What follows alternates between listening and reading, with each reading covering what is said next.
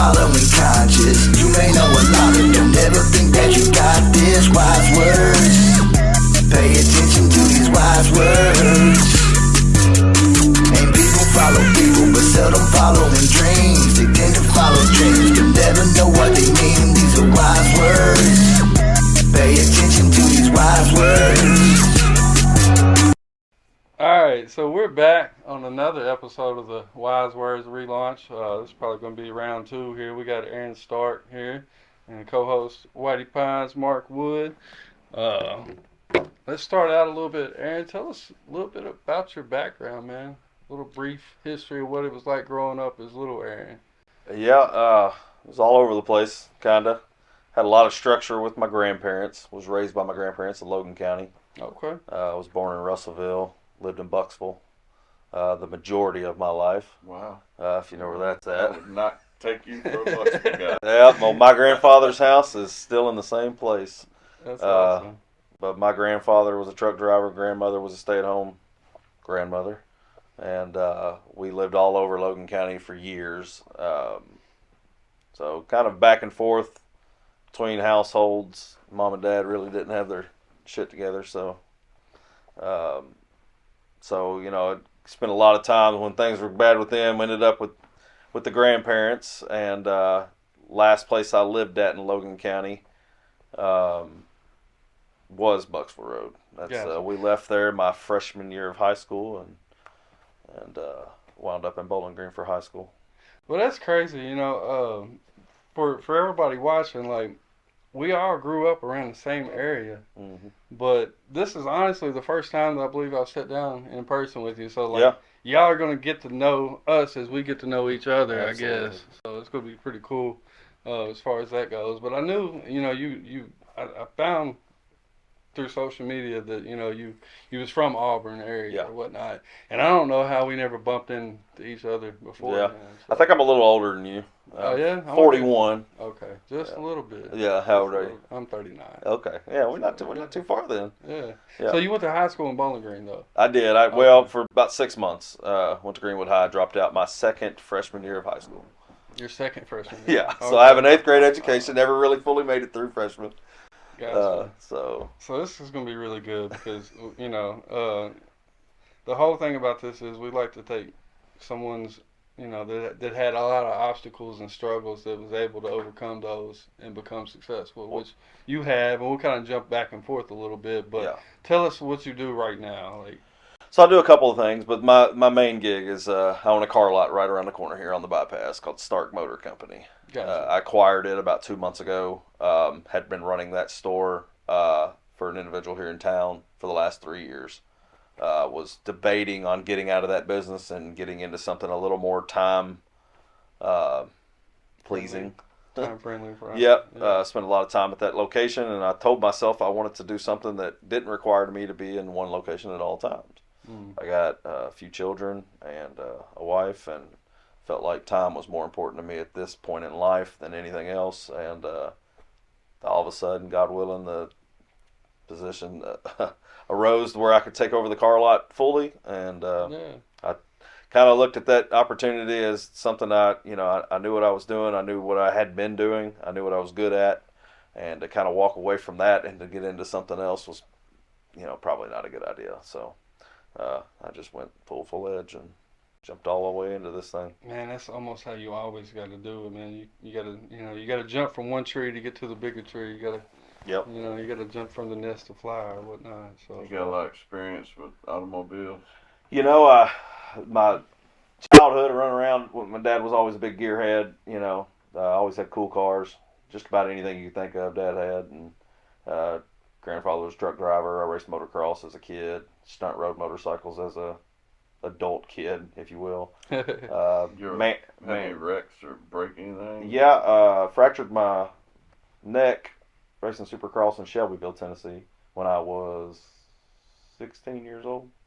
And then, of course, stunt riding. Where I had been on motocross bikes my whole life, I kind of was conservative. I kind of paced myself and knew what my limits were, and kind of kept myself from having any kind of major crashes. What do you do now to get that adrenaline rush? Every now and then I wind up with a fast car or something kind of. Hey, you got some cool. You got a project car, right? Like Yeah, I got a '72 Skylark that's How many pretty speeding much tickets done. you got? You know, believe it or not, I don't have that many. Yeah. But now I say that I have not been pulled over. Knock Yeah. on wood. I have not been pulled over in quite some time. Now there was a time period on motorcycles I stayed in trouble. Yeah. Stayed arrested, just running from the cops and riding wheelies when I wasn't supposed to be and crap like that. But nothing really ever stuck. No felonies, thank God. But I was able to get out of that with no issue. But Have you ever had a chase where they didn't catch you? you know, Got any open cases? yes and no. No, I don't. Thank God. I had one out on Louisville Road. My buddy was riding a wheelie. I was not. We saw the cops. They busted a U-turn. We set them down and took off. Turned on Porter Pike. I felt like I was legal enough, so I pulled over and gave him the distance. And cop blew my doors off. Never even looked at me. Huh. And I go up by like Rivendell and I stop. Later on in the evening, we find out my buddy's over here in the ditch behind me, like hiding it. Laid his bike down so the cops couldn't see him, and the cops were flying out Porter Pike chasing him, but he'd already pulled off. And he saw me, and I thought everything was good. I was like, well, that cop's not chasing me, so I'm going to go on home. Right. I get on Corvette Drive, and they corner me and jump me off the bike and impound my bike, tell me to tell who my friend was and all this other stuff. Wow. I didn't do all that. Is that a new law, or I don't know. I'm not a bike rider, so Yeah. but they can't give chase anymore, right? It's different in certain areas. Certain states. You go to some cities and they will flat plow you, but around here I don't really know. I know there was a pretty bad accident a few years back out on 6880 that they were pursuing a kid on a motorcycle and he ended up dying. If there is a law that they're not supposed to pursue, I'm sure they obey all the rules and everything that they're supposed to, right? Yeah, you would imagine. Right. Yeah, you would assume so. So how'd you get started selling in the car business? I had the Polaris dealership out off Nashville Road, Big Country Power Sports. Oh, okay. I managed it from 2007 to 2014. Had a smidge of ownership in it over the years that I had earned. I come into it. It's kind of crazy story. There's a fella in town that kind of took me in. The family took me in and just saw the good in me and believed I deserved to be with good people, and they took a chance on me and put me in a position to be there. I started from the very bottom. My first job, day one, was putting Rangers together and washing four-wheelers. That was it. I was making $9 an hour, and I just kind of rode on the heels of the guy that was running the place that was kind of making a lot of mistakes, running people off, didn't have a good personality, didn't have a good attitude toward the customers, and I just wanted that position. So when the owner fired him, I literally went in the next day, sat at the desk. The owner walked in, he's like, "What are you doing?" And I was like, "I'm doing this. Like, let me do it. Dude, I sat down and I did not even know how to use an adding machine. I had no idea what an interest rate was, couldn't work terms on a loan. I had no clue. My high school How long dropout. had you been there? I had been there at that point for just a tad over a year, but I wanted it. A lot of things had changed over that year. I come in, I'm fresh out of stunt riding, street bikes. That industry in itself. So you knew what you was talking about. I did, motorcycle-wise and power sports-wise, but business-wise, I had no clue. Thought I did. Right. You always think you kind of know what you're doing, but you really don't. But you had the passion for it and the hunger. I did. And the guy seen it. He did. And kind of molded you like the bonsai. He really did. I'd call him. I was pretty I take a lot of. I down myself on a lot of things that I are used to anyway. Like now, I finally see I was intelligent on certain things, just not on others. But right. I was intelligent on the stuff that worked, and when I would hang around with very wealthy people, and I learned early to shut my mouth and listen. And what I would do is, because every time I would speak up, I would make myself look stupid. Mm-hmm.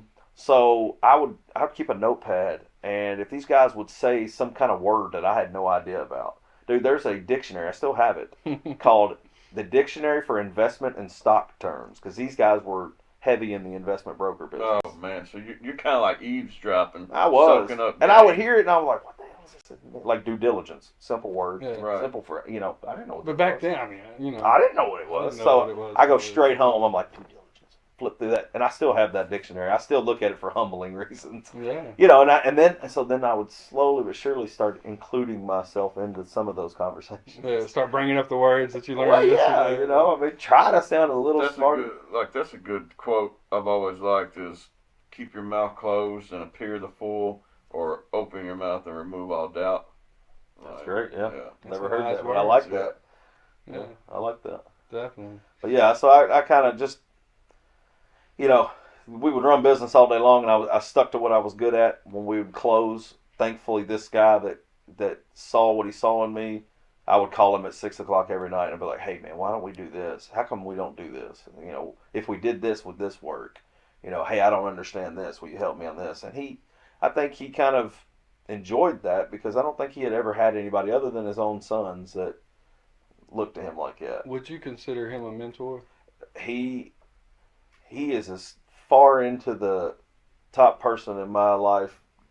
I mean, I don't want to say that against my own father and my grandfather. My grandmother just passed away a year ago. I always say to myself that was the only woman that unconditionally ever loved me to the fullest. Right. You know, and she's gone now. You know, and so. But as far as men in my life and people that I can look up to and call, he's top of the list. Well, Still to the day too. We have different mentors throughout life. You know, it starts out as our parents, and then maybe a youth league coach or something like that. So, you know, to list him as like a business mentor, you know, from early, you know, that I think that would be acceptable. You know? Yeah, you know, and like even now, in the relationship we all have now with me and his family, you know, his wife, they've got 4 sons, and even his wife the other day called me number 5. Yeah. You know, and I mean, it means a lot, because I grew up without a lot of family. What's the only your family I had relationship was like with them, son? oh, they're like little brothers to me. Yeah. I talk to literally 3 of them at least once a week. Yeah.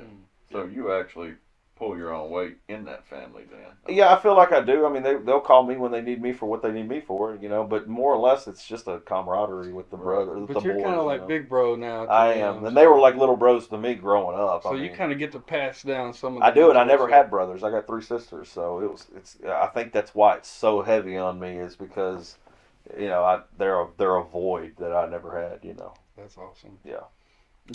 Besides motocross, you play any sports growing up? I played football in middle school. Was good in it. Was team captain there in Morgantown. I lived in Morgantown for about 3 years of my middle school life. Dad married a lady there, and we moved and built a big farm and all this other stuff there, and that didn't work. So back to Logan County I went for high school. Actually, I went back to Chandler's halfway through my 8th grade, and then I left Logan halfway through my freshman year. Gotcha. So, you know, we was just talking about how, like, you know, everybody's got their own struggles and, you know, their own shit they deal with in life, and I think a lot of people kind of feel burdened that, you know, hey, he had it good, so that's why he's successful, and, you know, it's simply not the case. I find out more and more that, you know, everybody's got some trauma that they dealt with. So, Absolutely. tell us a little bit about the struggles and obstacles you had to overcome. Yeah, so, you know, you hit it right on the head. I love it when people say, well, it must be nice, or big, you know, I can't stand when somebody calls me big money, or, you know, or man, if you hadn't have met them, this wouldn't have happened. Right. You know, but what I've learned is those people, and I speak of those people, they're the people that have really come through for me, like, that got my back, and has played an intricate role of putting me right where I'm at, unknowingly. They didn't do it because they had anything in mind. They just wanted to support me.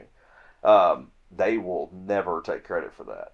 They will slap the person in the face of, it's like, oh, if you hadn't met these folks, like, you probably wouldn't be where you were today. But you put yourself in those places for the opportunity. You I know? agree. Alignment is bigger than assignment. I agree 100% 100%. of the time. So, Yeah. But go ahead. But, you know, some of the obstacles I went through was just family life in myself was just really bad. Even, you know, I hate to say that because my grandmother was everything. You know, she really was. I always looked good, smelt good. My hair was always fixed. You'll never see me without my hair like this. And some people's like, you know, they kind of make fun of it a little bit. But I'm like, you know what? This is how I was raised. It's structure. It was structure. It was repetitiveness. If that's your structure, that's what works for you. Absolutely. You know, I mean, I don't even want, like, I get out of bed and like throw a little water on my head and my hair's fixed. I mean, and thankfully, God blessed me with a head full of hair, and it stays combed. The universe might let you keep it because you take care of it. Right? Yeah, you're right. Absolutely. So, so when I say that like my childhood was bad, I always want to make sure that like she's never a part of that, because they did everything they could. We stayed in church. School was always great. I sang country music as a little kid, and they supported that like to the fullest. Fun fact. You ever heard of Libby's? Wow. That's my great uncle. That's his people. Yeah, that's his people. Kip? Yeah. Was that your... Libby Knight was... Yeah, Libby Knight, yeah. Well, his daughter Kip? Yeah, I didn't... Okay. It wasn't really... Rusty Springfield was the... Tracy and Bodie was the sons. Okay, yeah. But anyway. Wow. Yeah. Yeah, so I sang there when I was 9 years old. Yeah. And made it far, made it all the way to at the time there was a television channel called the Tennessee Network, TNN. Yeah. And damn, I remember TNN. Yeah. That was CMT before CMT. Yes, that's exactly right. So I sang on television on there because of Libby's. The guitar logo and everything. Yes, I do too. Like, it was called the Tennessee Network or the Nashville Network. Leanne Rhymes got her start out there too, real young. Garth Brooks. Well, a lot of anybody that was anybody came through Libby's in that era of country music. Yeah. But I was just speaking of like child. You know, he was talking about his 9, at 9 years old and whatnot. But yeah, my grandmother would, would go out there Friday nights, we'd audition, and I'd sing on the radio on the Beaver on Saturday night. So and that's what I always want to emphasize, that like I am blessed, but I went through some shit. My mother was not a good mother. I've not had a relationship with my mother in 8 years at this 9 years at this point. My father is a good father now, but he struggled in the years, and it was just a really toxic deal between him and my mother. It was very abusive, and hardly any nights as a child I can remember not waking up in the middle of the night of them just beating the crap out of each other. So whose name do you carry? I carry my last name is my father's last name, and I'm proud. I mean, my dealership's named after it. It's tatted on my back. Yeah. My kids they love it. You know what I'm saying? So like I do carry, and that family, my father's side of the family was phenomenal people. But my dad I've learned that people carry it on. Are they connected with that Stark Trust? Nope. Or it's not down there. I know what you're talking about. Nope. We're not kin at all. Our Stark name come from Robertson County, Tennessee. Okay. If you go down into well, that's funny you say that. So that's Adams. Yeah. My mother lived on that property, believe it or not. Right. Yep, when she was a child. But no affiliation. Cross Plains area. Yeah, okay. All right. Yeah, if you go down there, we got a road named after us, and my cousin's the county judge, or she's some kind of judge down there. So back to what you were saying. So we it was just toxic. Mom and dad fought a lot. They beat the crap out of each other. And so mom, I lived on Peterson Avenue. That's where my mom lives. Okay, wow. So if you pass Hill Road, there's 2 really junky houses on the right. Uh-huh. The second one's our old house. How'd you deal with that? How old was you, and how'd you deal with it? 7 years old. I remember the day I got off the school bus, and probably still remember that shit like it was yesterday. I get Coach Hill's talking about it. I got off the school bus. My bicycle was sitting in the front yard, and a church lady's car was in the driveway full of our stuff, and I knew what was happening. Yeah. And I jumped on my bicycle and made it about to the gravel, and they grabbed me and locked me in the car. And my grandmother, my whole family lived on Clark Street, which is the little dead-end street behind the elementary school. Mm-hmm. That was where my great-grandmother, my aunts, my cousins, and all them lived. And I was going to ride my bicycle over there and just not leave, because I knew my mother was leaving my father. And we moved to Bowling Green that day, and lived at the Brass Center here in Bowling Green, and kind of ran for my father. And of course, she took his kids, so he's level 1,000, and he's in the parking lot, threatening to break into place and take his kids, and I understand. As a father, we got an apartment later on in life. I can remember that was probably the best time of my life as a child with my mother. How'd you deal with that?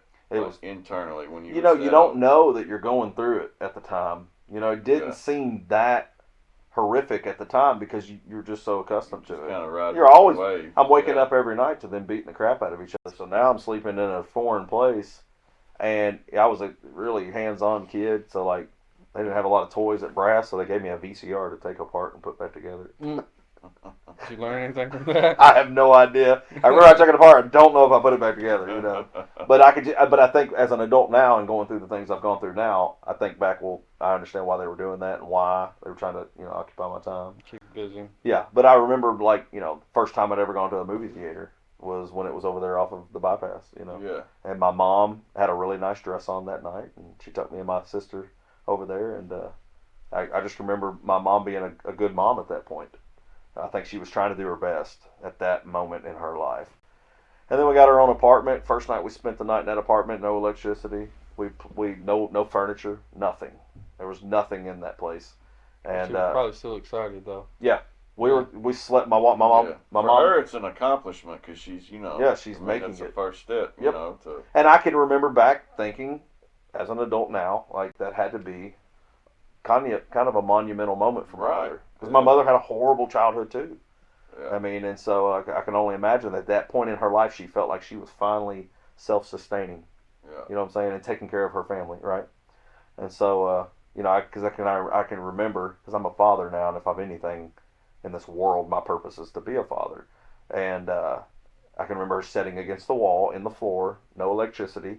The only light we had in the entire apartment was the moon. Swear to God, as weird as that sounds.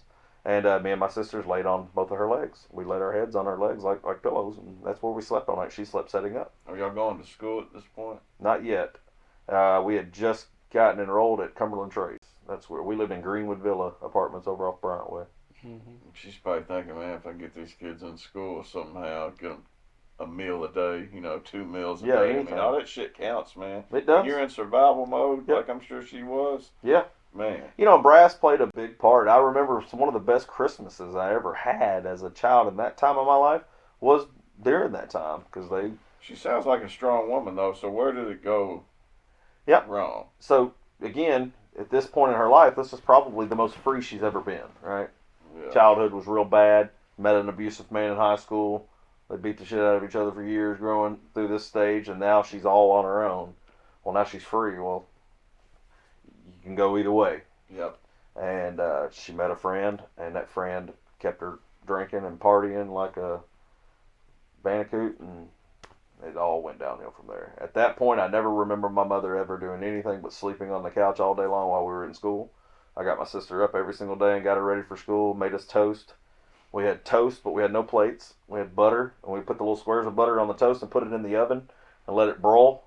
And then we pulled them out. We'd eat soggy, buttered toast before school that day, and we would run out to the bus, and when we'd walk back in the door, Mom would still be on the couch, dead asleep. How much do you feel like this is your drive and inspiration to be a successful business owner and parent?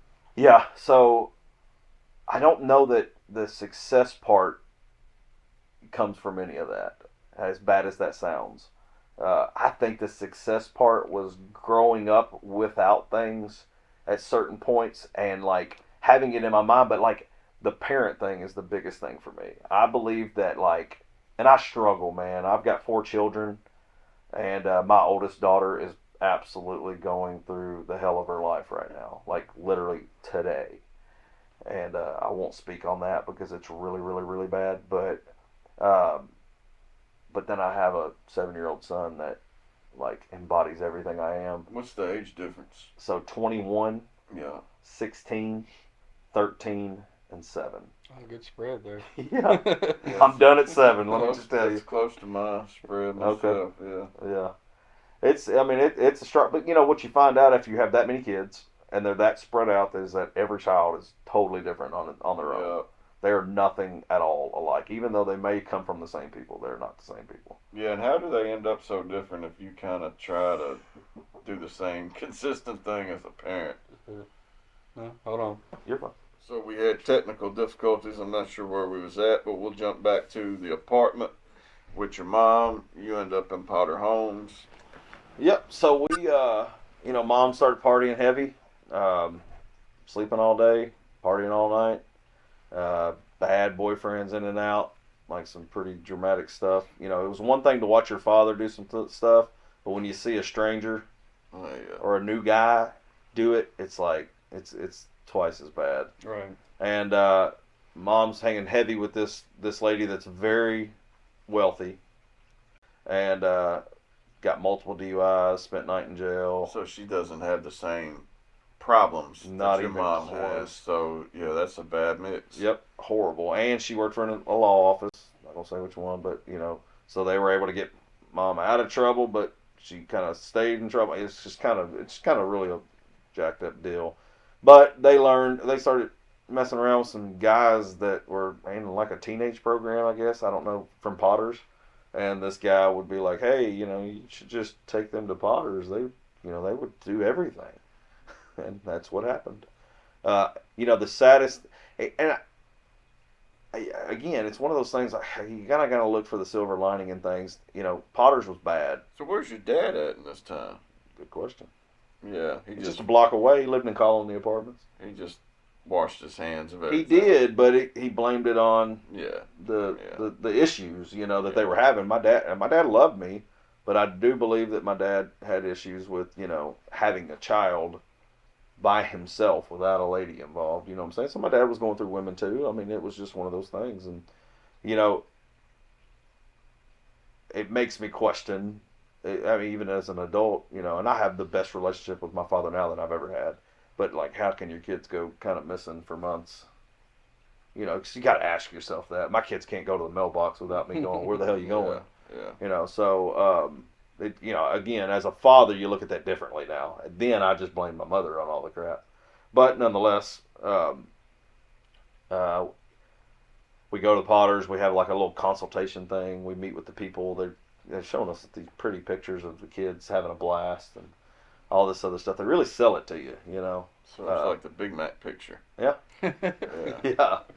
And the saddest thing I can remember, so, you know, we lived there for about a year. The only reason why I know that because my dad swears it was only a month, because obviously he wants to take the heat off of, you know, why were y'all there in the first place? I didn't leave you there long. You know what I'm saying?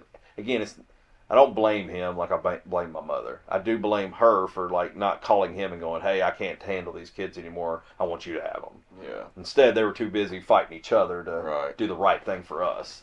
But the better part of that is taking us out of her household and the horrible stuff we were seeing and dealing with there, and put us in a place that had some structure, had a somewhat of a cleanliness and, you know, healthy mindset around So us. all that part was good, but how awkward was it knowing that them ain't really your people? You know what I mean? Horrible. They yeah. promised they wouldn't separate me and my sister. We couldn't go to sleep at night because we weren't used to sleeping at night. So we would talk at night, and then they finally snatched her out of the room. I remember the night it happened, and they took her to another room, said that she's just going to sleep in there so y'all can go to sleep, and then the next day she ended up in the girls' dorm. And so now we're separated, which was horrible, because at that point in our life we had That's all never you been had. separate. Yeah, That's all you had. That's all we had. And, you know, we were, the only way we got out, you know, my mother never really come and saw us, maybe once or twice while we were there the whole time.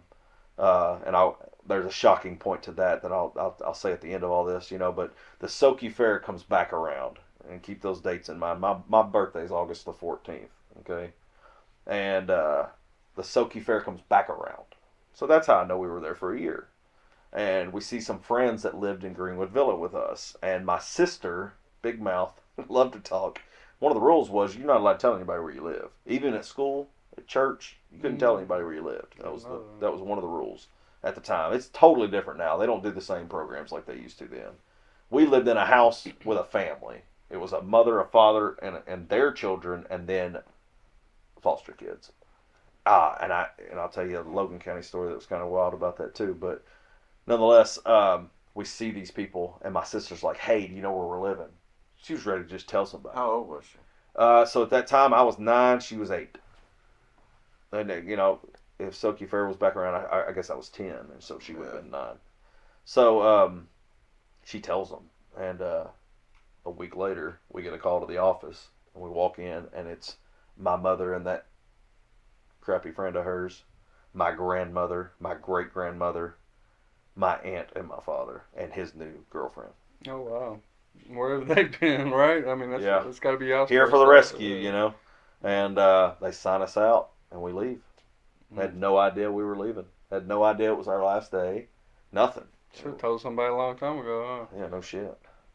And so, but the hardest part for me, like coming back to all that and knowing like the timeline was, and so again, I have children now, so I look back at it. But you know, after I had Big Country and was doing really successful then, this is back in 2011, I guess it was. I decided to go over there and pull my records, to figure out who my house parents were, what timeline I was there, and stuff like that. Because I just wanted to piece it all together. Because when you're going through trauma like that, everything's convoluted. You're just riding a wave, man. You're in survival. You have no, and you're listening to your dad's like, "Oh, you've only been there for a month," and then you start thinking, "Well, maybe I was only there a month. Mm-hmm. Like, am I wrong in this?" So the lady's like, "No, you got dropped off August the 9th. Right before your birthday. Right before my birthday." And I remember this because I told the lady that was kind of selling us the whole deal in the conference room, I said, "Do you guys have anywhere to park a moped?" Of course, big gearhead. I like dirt bikes and bicycles and all that stuff. And I remember my mother telling her he wants a moped for his birthday. He wants me to get him one. And I remember thinking, like, I know that like 5 days later on my birthday, I was expecting to see her, which I didn't. I was expecting a moped, didn't get it. And I think back to like, I didn't buy this, but it's hard for me to say no. Well, and there's the thing is not getting him a dirt bike is he gonna do better in school and shit and all that? I don't know. No. No. All he's gonna do is feel fucked up because he ain't got a damn dirt bike I at know. the end of the day. I know. I mean, and I'm all about making them earn their keep and earn what they get. Yeah. I don't want my kids to be spoiled. You'll get it out of him somehow. Yes, absolutely. Well, the good thing is when I tell him to go do something, he goes and does it. Or no dirt bike. Yeah, that's right. Yeah, and I told him today, I was like, hey, if you're going to ride it, you have to maintain it. So when you get home with it, you clean it up, you oil it up, you put it back in its place. It's a teaching lesson. He got home from school today. He pulled it right out in the driveway. I'm watching the video. He's out there washing it, WD-40 in it, and everything. I'm like, there's an investment. Another lesson. There's an investment. I There's think a it parenting investment. I think it was. He's teaching him shit with because it. Again, our kids are so different. Where one thing might work for one child, it's not going to work for the other one. Yeah. And so. Well, I think that's for everybody. We're all wired so differently. So, but the Logan County story on the Potter's Children Home deal was, I had a best friend that lived on Hill Street, and you guys know Auburn. Oh, yeah. So, Hill Street, there's a certain person that lives there, and that's it. You know what I'm saying? And I grew up and hung out with all of them. You know what I'm saying? I don't even know if I should say that. All the black people in Auburn lived on Hill Street. Right. And so my best friend there was a guy named Andre. Yeah. I do not know his last name. I have been told lately by some people that grew up down there, some older people, that his last name was Tisdale, Andre Tisdale. But I have looked him up religiously. If he's can't from find Auburn, him. There's a good chance. So found out he is from Auburn, or he is a Tisdale. His name is Andre Tisdale. He practically lived at my house because his house was kind of toxic. But while we're at Potter's, his sister is one of our housemates. Oh, wow. So listen, we're all the way from Auburn. Now, at the time, it felt like we were moons away. Yeah.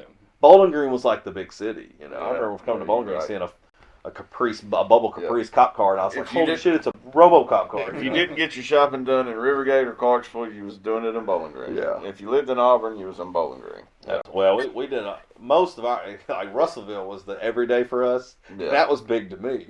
Yeah. The downtown area with the square, you're like, this place is big. Right.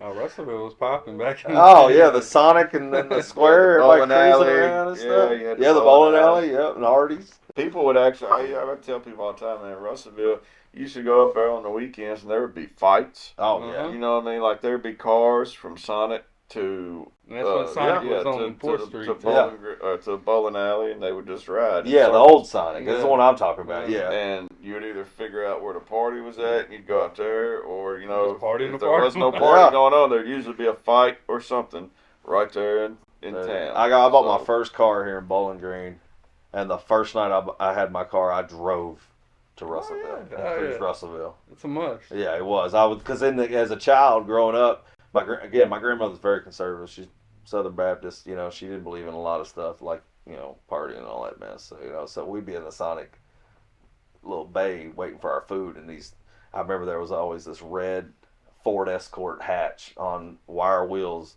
that would cruise through, and I was like, I just want to sit here one more time, Granny. Just sit here, just let him drive through, And he'd drive through, and then he'd cruise back through the square and stuff like that, But she would let me do that, so immediately when I got my license, that's all I could think about. Yeah. Mm-hmm. I went and picked up my buddies, and I went straight to the square, or straight to the Hardee's and all that Oh stuff. boy, you catching on like a Logan County Russellville football game night? Yeah. Oh, I know. Yeah. Good old days. Yeah. So, well, let's get. I guess we're gonna jump into some modern day, some now stuff. Man, I always ask a couple questions.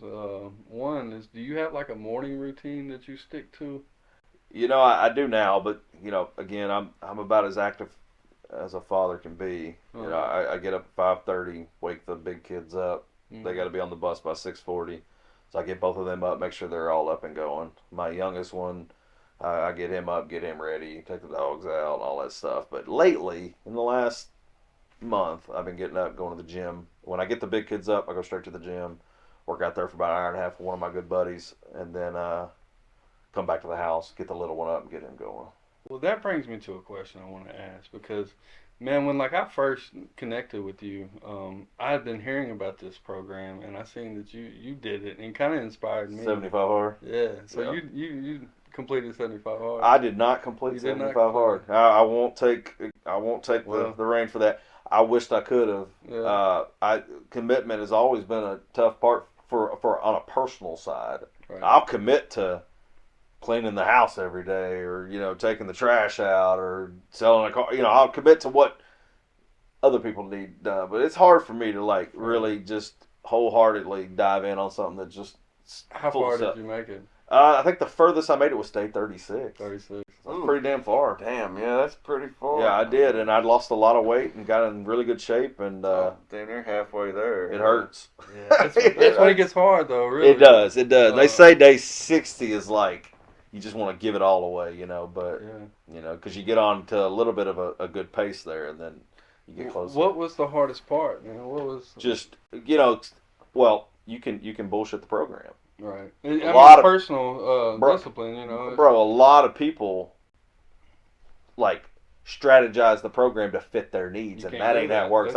I'm a huge follower of Andy Frisella. Yeah, Andy Frisella. He's probably watching right now. I wished he was, because I would love to, when we go to St. Louis next. Is that how y'all know each other? Through the Apex thing? Or? Oh, was you on Apex? I'm in Apex. So I know, what's his name? Lord have mercy. There's one other dude in Bowling Green. I can't even think of his name. No, I'm talking about the main guy, Ryan. Yeah. Sure. Yeah, look. Oh, hold on, that's the last one. Oh no, that's the last one. Hold on, this one guy. Oh, there it is. Oh yeah. I've been and at one point I was talking to him religiously. Hold on. Right. Somewhere in there. Blake from the Apex. Yeah. Yeah. Okay. So, but no, I was part of it. And it may have been in one of them, Polaris or something. It might have been, yeah, because I was heavy into it, man. We were number one in the state of Kentucky. We had a race team, and we were big time back then. And then, from 2014, I went through a divorce, sold the business, and got into the car business. And so that was probably one of the hardest. At that point in life, 2012 was the biggest year of my life as far as income and success and just obtaining a new house and bought my dream car and all that stuff. And then 15 was probably the hardest year of my life, and it sucks to say that because that was the year I got married to my new wife. That was the year I had my last son. What was hard about it? Financially, I was struggling harder than I've ever struggled in my entire life. And had you already been successful, yes. And you had already got this foundation laid, and then you're trying to Bro, straight to the bottom. Yeah, straight to the bottom and I'd hate to say homeless, but we didn't have a home. We were staying at my mother's apartment, 2-bedroom apartment with 4 children and my 2 sisters. How long did it take you to rebound? 1 month I lived with my mother, and that was the day after Christmas was the last time I spoke to her in 2016. Yeah. And she... Is that something that you think you need to reconcile? I have to kind of complete the. That's a good question. I battle. One of the hardest things of my life is the fact that I don't have a relationship with my mother. But my mother also made me feel like a mule. Every woman that I've ever had any kind of relationship with. I'm not trying to pry or nothing. No. Does she have That's what we're here for. anything to do with your kids? I mean, what's that Nope. like? What's the relationship? So When she shut me off, she shut my children off too. Man. But I I stopped paying her bills.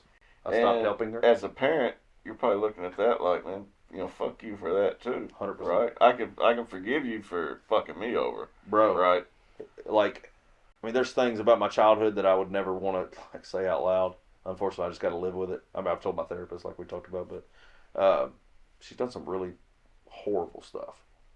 The worst stuff you could ever do to a child, more or less your child. Yeah. I mean, not to say that you doing it to any child but like the mindset you got to have to do it to your own kid is just really, really messed up. And so I'm willing to forgive you for that.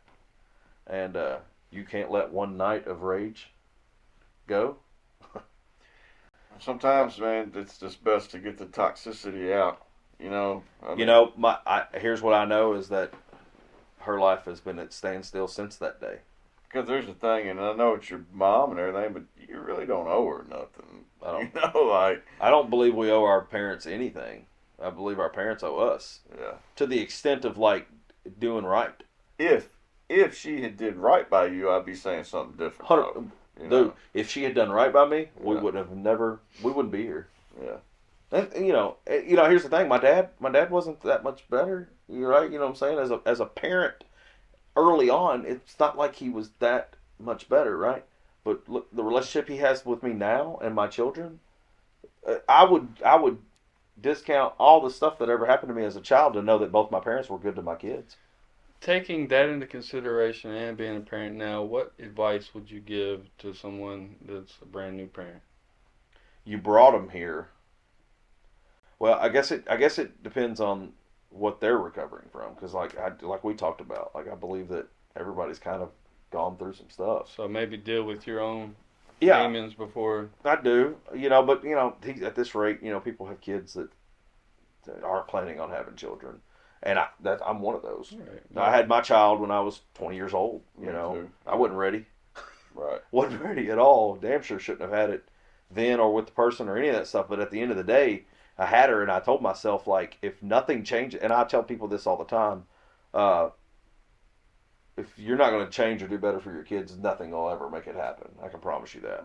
I feel that. Yeah. Because my oldest daughter, the one that's absolutely going through it right now, saved my life. I was going down roads of, doing illegal activity and riding motorcycles like a bandit. I mean, I just wasn't living a life that was going to last very long. Whether I died from riding motorcycles the way I was riding them or went to jail for the rest of my life for doing the stuff I was doing. So, and I realized there was a turning point in my child's life that the two collided. Mm-hmm. The lifestyle, not the motorcycle, but the other stuff, collided in one evening, and I looked at myself and I thought, this was not what I had this child for. I have to make a change. And I did. That night I cold turkey. I'm really big about that. If I set my mind to something, I'm really good about just saying done. Just walk away. And sometimes you got to, but being able to do that, it's tough. Yeah. So props to you for being able to do that. Yeah, but as far as advice to a parent, I just believe if you're gonna bring something else into this world, like a human being, you owe it to that person to give them everything and to protect them from the things that no one protected you from. And on the same side of that, what advice would you give a kid out there that might be in the same position you was in, to get them to the next level? 6 months of a total transformation can change your entire life. I believe just 6 months of a different habit, taking the wrong things out of your life and separating yourself from the bad people. And it's really hard to see the bad people because some of the worst people in some people's lives are the closest. Maybe all they have. Yeah, and it's so hard to see somebody, find somebody. Yeah, find somebody. Yeah, right. Or just somebody that sees it differently. Because I'm thankful for the family that I was telling you about that kind of took me in. I was criticized by my entire family, like, oh, all you want to do is hang out with them. You think you're better than us now. You know, Hands in a bucket. Oh, man. I remember I showed up to a cookout with my very best friends, like best friends growing up, like in high school. And there were still best friends to today. It was just a hard time for us. But, like, I was kind of dressed like this. I pulled up in a little BMW, you know, and I had my pants pulled up, my belt on and shit like that. And they were like, it really made fun of me, you know. And I remember then I was like, you know what? I was broke then. I'm not broke now. So, like, you make fun of me, but I feel like what I'm doing is... But do they not want better for you? Well, I think that but it made them uncomfortable. Here's the thing. I got to say this at this point, though. When someone sees someone in their surroundings step out and do better, they want to hate on that because that means they could have did the same thing. They could have. They didn't do the hard work that it took to get there. Well, and like my best friend since second grade, we grew up in Greenwood Villa together, and like of the group, we're the two that are doing the best. Mm-hmm. You know, of that old school clique of ours, like we're the two that's like really doing the best, and it's just like crazy to think like though the other guys were doing good then, but it's just because their priorities were in the place that like we wished we had the cars and the wheels and the clothes and the guns and all that stuff, because that stuff was cool then. Mm-hmm. But now they've never grown out of it. Right. But here we are. Yeah, We got all kinds of cool stuff now. You know what I'm saying? But like, and they're struggling, and it's just like, you know, it's kind of I think it's about idolizing the wrong stuff in the wrong time periods of life. You know, but I'd rather done that stuff then than to do it now. You know what I'm saying? Yeah, So, it's a whole different. It's different now, man. The era's different. It most you know what I'm certainly saying? It's like comparing the music from that time to now. I mean, it's just you can't. No. Or the athletes, or Yeah. you know Right. what I'm saying? Yeah. It's all it's done and gone. Like It is. It's time for something new. Man, you know, we was talking about how do you feel like the internet has changed your business? You know, business is totally different. You know, I was lucky enough to get into business in 2007, right when Facebook was getting started. I was early on to that too. I tried to really dive into that stuff. Hell, I remember when email campaigns were like something new, and like you really had to be strategic on how you built those things. And YouTube, you know, we'd had videos on YouTube long before anybody had videos on YouTube. You know, and now I feel like if you're not in it, you're not going to succeed. Like you might have a little small niche of an area, but it's going to be very hard to expand from that. You know, I think that you can do it without it, but you're not going to go that far. Gotcha. And that's okay. Some people are perfectly fine with a little area of business. Can't scale it. Yeah. No, you can't scale it. No. I agree. So in the car business, man, in used car sales, right? Mm-hmm. What do you think is like a common misconception? You know, that business in itself has changed so much in the last 10 years to where I believe now that a lot of people, and there's still a couple of guys out there that are really pushing for sales techniques and sales word tracking and you know, all these different tactics to get the customer to buy now kind of thing. I don't and never have sold off that style. I believe I want to sell off knowledge and customer service. Those are the two things that I want to sell off of. I want to give the customer enough knowledge for them to make an educated decision. Mm-hmm. It takes some heat off you too, though. It does. If they know what the hell they want and what they're talking about, That's right. then shit, it makes your job a little more easier. I agree. Yeah. Well, there's no pressure. Right. You know, if something happens later on down the road, I don't think I've ever had a customer that's been able to come in and be like, man, you sold me this car and I wished you wouldn't have. Yeah. Because they can't. Because I never was like, you got to buy today. You got to buy right now. I got another customer. Look at it. I just don't believe in that crap. Because here's the reason why.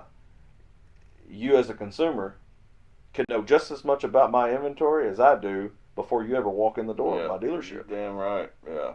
And so there's the game is gone. Mm-hmm. The hiding the number and playing the profit, no, that's all gone. So I believe customer service is everything. I believe that you give a person, one of the biggest things that I kind of pride myself in doing, and I hate to give this away because I feel like other people will do it, but if a customer comes on my car lot and I don't have a car they want, or I don't have one in their budget, or I don't have the financing they need, or something like that, one, I will tell them where to go that might have it. That's one. And then two, I will tell them, hey, if you find a car you're interested in and you don't know anything about it, send me the VIN number. I'll pull the background on it. I'll pull the numbers on it. I'll tell you where you should buy that vehicle. But you're adding value for them. Well, 90% of the time, those people will leave, go look at some cars. They're never going to get the service that they got from me. No. I promise you that. Yeah. And then they will come back and be like, hey, man, look, we're going to have to bump our budget a little bit, but we would rather buy a car from you. I do the same thing, like with internet sales. You know, I get calls all the time where we don't have anything available. Yeah. I'll tell them, hey, this is going to be your best option in that. Sure. So, People remember shit like that too, man. They do. 3 years down the road, if the car they buy across town don't work out, That's right. they're probably gonna remember. Yeah, I wish we would have bought that one from Yeah. you, but we're here now. So, and it happens. I mean, it does happen. When we were again, I'm blessed to be trained in this business by who I was trained by. You know, our motto at our dealership was "Service is not a department; it's an attitude." Ooh. That was the number one thing because we had a That's good. yeah. Some I like nuggets right that. there. Yeah, so I mean, but we had a dealership that was on the same service road as us that hated to talk to customers. Don't know why, but they just refused to talk to customers. So we had a Well, dealing with the public can be. they're you know, tough. It you know. can be tough sometimes. Buyers are right? tough, man. They're not. Yeah, but Especially if they come in on the defensive. Like that's what I was gonna say. Most of them do. They dealt with somebody He's along. gonna try to get over on me. Yeah. You know. Well, you always get that Slick guy that walks talking in you. like, "Listen, man, I'm not Yeah, playing no yeah. games. I know what I want." Yeah, is that you? But but what we would do was, and I loved it, and I trained all my sales staff to say it when they would be standing in the showroom. The customer would be like, "Listen, we're not gonna buy right now. We're gonna go down and talk to your competitors. So you better get your pencil sharp." Our sales guys would tell them, "Well, hey, we'll have a cup of coffee waiting for you when you get back," because we knew they were going to go down the street and not get spoken. They would walk through the front door and somebody would say, "Can we help you? Can we help you? Can we help you? You having a nice day?" And they would get back to the back and they'd be madder than hell, like, "Oh, I don't need no help. I just want to look." Your competition was helping y'all sell 100%. cars, and they didn't even know it. 100%, man. And so they would, by the time they got to my office, if they made it all the way back to my office, I would step out of the office and walk out there and say, "Hey, man, Aaron Stark, how are you?" They were like, "Oh, man, everybody keeps asking me if I need any help, man. I don't need anything. I'm just looking." Like, "Hey, man, the worst thing we would want to happen is for you to walk in here and not get spoke to. Yeah. We're going to leave you alone. If you have any questions, let us know." They would leave, go down the street, not get a single hello, good morning, That's how's not your what day? they wanted, really. Right. And then they would see the difference. They'd get in their car and they come back. "Well, we went down there. They wouldn't even speak to us." Like, yeah, we get that a lot. And we'd move on to business. So and we learned a lot in that business. I mean, and I cut my teeth off that business. But I think I was green enough and dumb enough to be receptive enough. Because if I'd been like I am now, I couldn't have gone in that business and do as well. I would think I'd walk in and know more than I do. Yeah. So I think that was the biggest advantage I had. Well, you got to have the giver's gain mindset. Help enough people get what they want, you'll eventually get what you want. So. I agree. Which brings me to another question we always ask. This is the Wyze Words podcast, so we always ask, man, do you have like a favorite quote? I do and I don't. I mean, I try not to. Here's what I say. So it is what it is like one of my number one. Like I say it a lot. Yeah. Probably more than I should. But I say that with so much intent to the fact that, like, I believe that we are given a certain amount of energy per day. And I agree. I think an ability, a positive ability that a person can have is to really intentionally put that energy to the right places. And I don't believe anybody in this world, I don't think that they should get more energy than the people I love. So I try to give as much of that energy to them as I can, my kids and my wife. Outside of that, I try not to involve myself in any negativity. Mm-hmm. If people, because what I've found out is that if I've got a message in my phone last night of somebody that come in to a message on my Facebook to tell me about someone else that they knew that I knew, and I just didn't even respond. Yeah. I'm like, I just don't. Nothing you're saying is going to help my day get any better. And if I involve myself in that drama, then I'm no different, And so that's why I'm like, it just is what it is, I thought about that because I heard that in one of your other ones, and I really should have come up with a better one. But no, I like how you gave it and you defined it and Yeah. what it meant to you. So. because I think to be intentional on everything you do is really the most important. Because I try to be very careful on what I say to people, how I say it, and what I mean behind it. Because I don't want to mislead people. I don't like miscommunication, and I damn sure don't want to hurt people's feelings to the point where like I intentionally said something to that person to hurt them. Because I get a lot of people that come in and one thing that I do at the car lot, I don't rush people when they come on the lot. I don't run out with my business cards like, what can I sell you? I just don't do that. But sometimes I get people that come in like, y'all working? Y'all here to talk to anybody? Y'all want to sell something? and immediately, and I have it in me. God knows I do. I'm a very stubborn person, but immediately I want to say, well, and be defensive about it. But what I've learned is I give myself 2 or 3 seconds to really like control that emotion. Oh, y'all listen. Say that again. Yeah, I try to give myself a few seconds to really control the reaction emotion that I give to people. And I've learned that through therapy. The smallest part of our brain is the fear part of our brain. Well, the fear part usually responds to the pissed off stuff. Mm-hmm. Yeah. Anger is a secondary emotion as well. It so is. You usually, if you're pissed off about something happened, whether you got embarrassed, whether you feel betrayed, like anger is secondary. Exactly. Right? No, I agree 100%. That's right. And so I try to really think that through. Not to the point where I'm like, well, I don't want to say anything stupid. I just want to give you the best reaction that you deserve. And now, don't get me wrong. Some people are going to test that, and you're going to not be able to control it as well as you should. And I'm guilty of that. But I believe, especially in business, I believe that's one of the biggest things is that I've been able to take people that do not like me when they meet me, and toward the end of the deal, they're an advocate for me. That's always fun, though. They're a raving fan. It is a blast. That's the funnest. It most certainly is. You ever read Raving Fans? No, I have not. You should. You would love it. It's a very small paperback. Well, that goes there. Answers the next question then. You got a favorite book that you recommend? Well, last year I took on memoirs. Okay. I thought that was. I did Rick Ross. What about the 48 Laws? You ever read that? 48 Laws of Power. 48 Laws of Power. I have not. I've read. Yeah. I've read the 7 Habits of Highly Effective People. Yeah. The Raving Fans book is a fun read. It's not an informational, but it's very informational. It's got a cool storyline. It's corny, but it's short read too. It's not that big of a book. But every employee I've ever had that's worked underneath me, and I've had probably, good Lord, 300 and something at this point, I've given that book to just about every one of them, and especially ones that I saw, hope in, because it embodies customer service, the experience of the customer. What about the memoirs? Man, so I kind of got fun with that. I read Shoe Dog, Phil Knight's story, the Nike CEO. Before the movie, you read it before yes, the movie? I did read it for the movie, which the movie didn't push as much on Nike as they did on Jordan. Jordan's the big deal, but the Shoe Dog itself, the story's great. I mean, you talk about a company that really went through some stuff. And it's hard. I mean, I've got all Under Armour on right now, so it's kind of sad to talk about how. I mean, they've taken some weird turns, but Nike's story is very inspirational because they endured a lot of really bad stuff. I read Matthew McConaughey's Green Light. That's a really good read. That's a really good one. Yeah. Actually, I didn't read that book. I listened to Audible. Did you? No, I did not. Oh, I had a friend. he's the he's the one that does the narration. I figure that's only right. Yes. He's got AIDS or whatever. Oh yeah, the Texas Dallas Buyers Club. Yes. Yeah. Man. Yeah. So he did that and Wolves of Wall Street at the same time. Wow. That's why in Wolves of Wall Street he looks as skinny as he does. Yeah. He looks sick. Yeah, because he was in that role. I'm trying to think of what else I read, but I read a few last year. So you read a lot?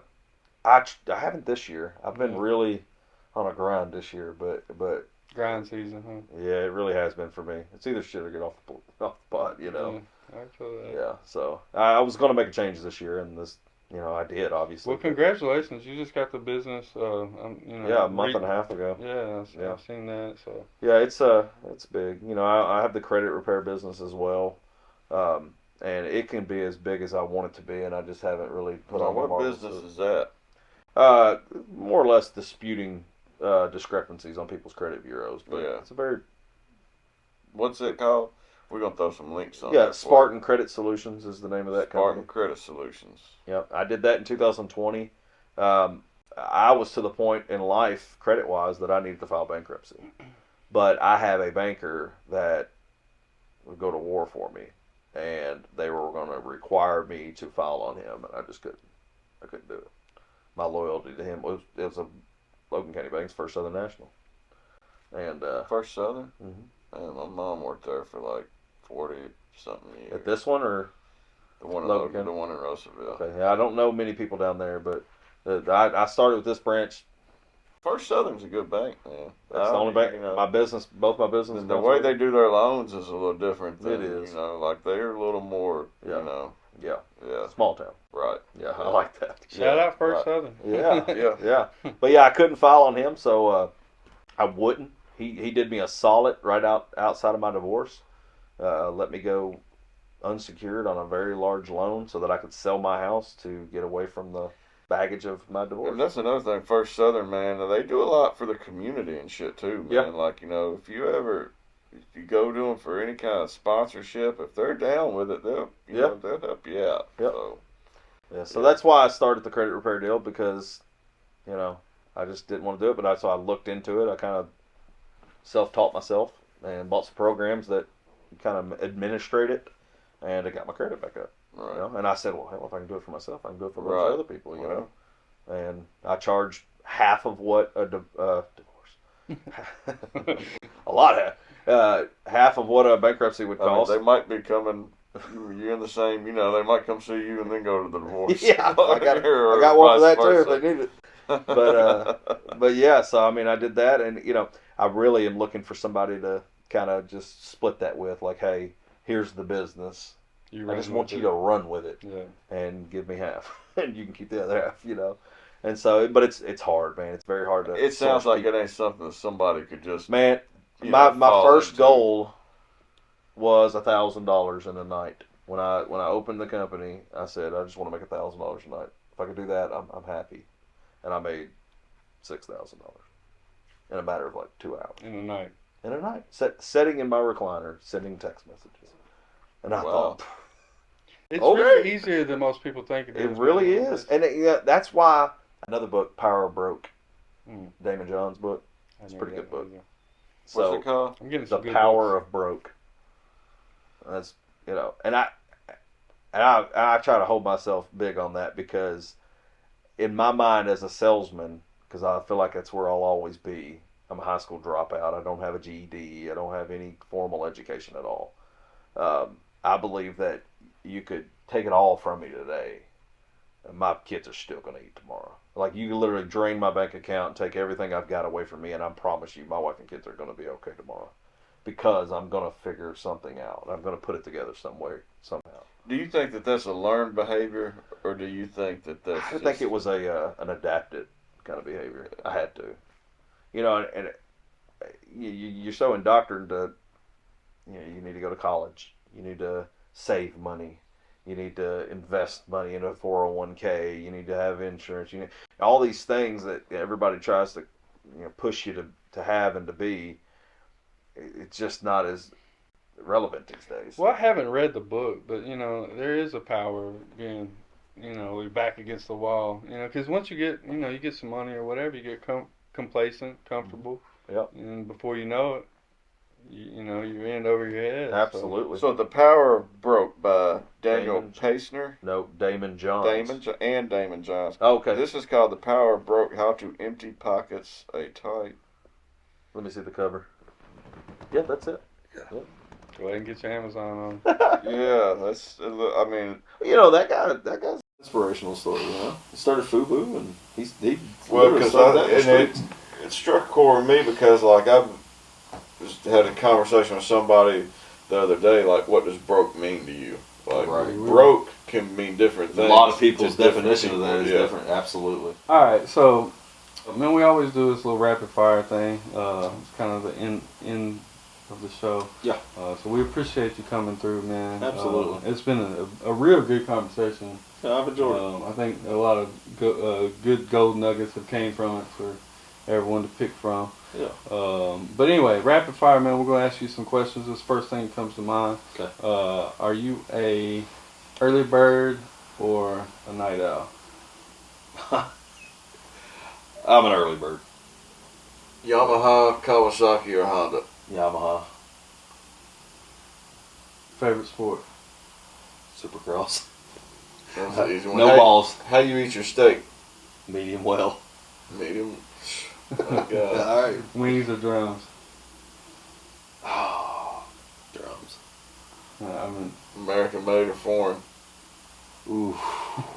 Can I say both? I love them all, but nah, I guess I gotta stick to American made.